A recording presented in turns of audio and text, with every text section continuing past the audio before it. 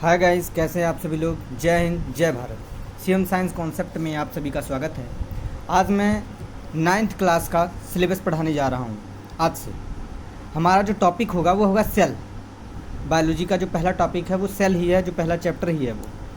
तो what is cell, cell होता क्या है और सेल कितने प्रकार के होते हैं, इसके बारे में आज हम पढ़ेंगे। चलिए तो हम शुरू करते हैं कि what is cell. CELL cell. Cell को हिंदी में कहते हैं कोशिका। क्या कहते हैं हिंदी में? कोशिका कहते हैं। अब सेल का डिफिनीशन होता है, cell is the smallest unit of our body. Cell हमारे शरीर की सबसे छोटी इकाई होती है। इसका मतलब क्या हुआ? इसका मतलब हुआ कि जो हमारा शरीर है वह छोटी छोटी कोशिकाओं से मिलकर बना होता है। सिर्फ हमारा ही नहीं, दुनिया के जितने भी जीव हैं वे सभी सेल से मिलकर ही बने होते हैं।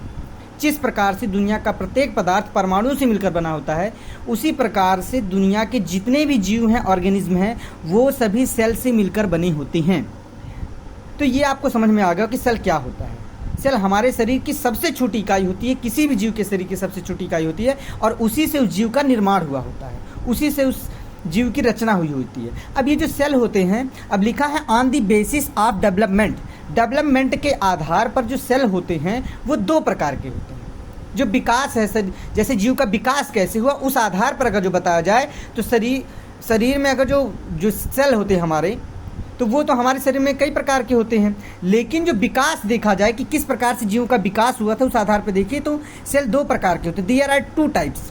पहला टाइप है प्रोकैरियोटिक सेल और दूसरा टाइप है यूकैरियोटिक सेल।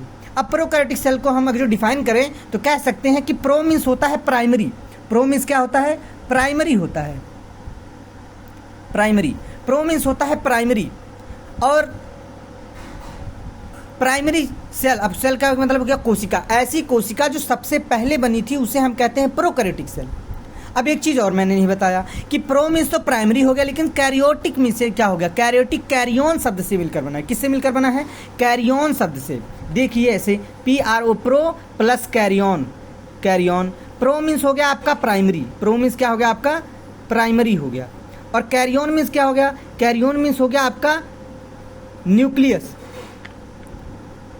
तो ऐसा सेल जिसमें प्राइमरी न्यूक्लियस पाया जाता हो, ऐसा न्यूक्लियस कह सकते हो कि जिसमें न्यूक्लियस नाम की कोई चीज़ ना हो। यानी कि जिस प्रकार से एक सेल होता है, देखिए मैं आपको समझाने का प्रयास करता हूँ। ये है आपका सेल, मान लीजिए थोड़ा गोला गड़बड़ हो गया, तो ये सेल है और इस सेल में एक न्यूक्लियस होता है। तो वह है सेल जिसमें न्यूक्लियस क्या हो? प्राइमरी हो। यानी कि ये न्यूक्लियस तो होगा, न्यूक्लियस के अंदर जो जेनेटिक मटेरियल होता है वो तो होगा, लेकिन ये जो न्यूक्लियर मेम्ब्रेन है, ये वाली लेयर, ये मेम्ब्रेन यानी कि ये लेयर नहीं होगी। इस प्रकार से ये सेल है। अब इसके अंदर का जो मटेरियल है, जेनेटिक मटेरियल जो न्यूक्लियस के अंदर, ये तो होगा, ये साइटोप्लाज्म में कहीं पड़ा रहेगा, लेकिन न्यूक्लियर मेम्ब्रेन नहीं होगा, अर्थात इसमें न्यूक्लियोइड पाया जाता है। ऐसी संरचना को न्यूक्लियोइड कहते हैं। तो वो सेल जिसमें न्यूक्लियस का अभाव होता है और जितने भी सेल ऑर्गेनल्स होते हैं पूर्ण रूप से डेवलप नहीं होते हैं, ऐसे सेल को हम प्राइमरी सेल या प्रोकैरियोटिक सेल कहते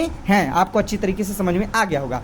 अब अगला जो सेल है वो है हमारा यूकैरियोटिक सेल। तो यूकैरियोटिक सेल क्या होता है? यू मतलब होता है रियल। यू मतलब क्या होता है? रियल। और कैरियोटिक मतलब बताया था कैरियोन शब्द से मिलकर बना है, और कैरियोन का मतलब होता है न्यूक्लियस। ऐसा सेल जिसमें रियल न्यूक्लियस पाया जाए। कैसा सेल? ऐसा सेल जिसमें रियल न्यूक्लियस पाया जाए उसे हम कहते हैं यूकैरियोटिक सेल। तो और हम सभी यूकैरियोटिक हैं।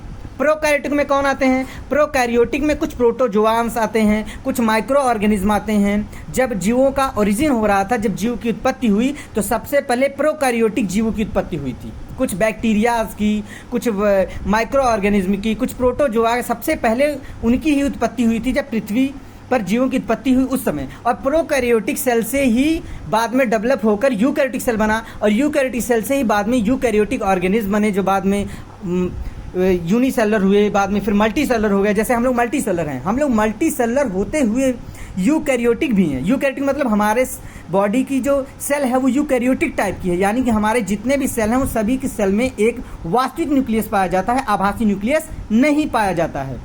तो ठीक है, मैं बिल्कुल श्योर हूँ कि आप सभी लोगों को समझ में आ गया होगा। मैंने थोड़ा तेज़ बताया क्योंकि वीडियो मुझे छोटी बनानी है, और जिसको समझ में ना आया होगा वो कमेंट बॉक्स में कमेंट करेगा तो मैं उसको दोबारा फिर इसको समझाने का प्रयास करूँगा। जय हिंद जय भारत।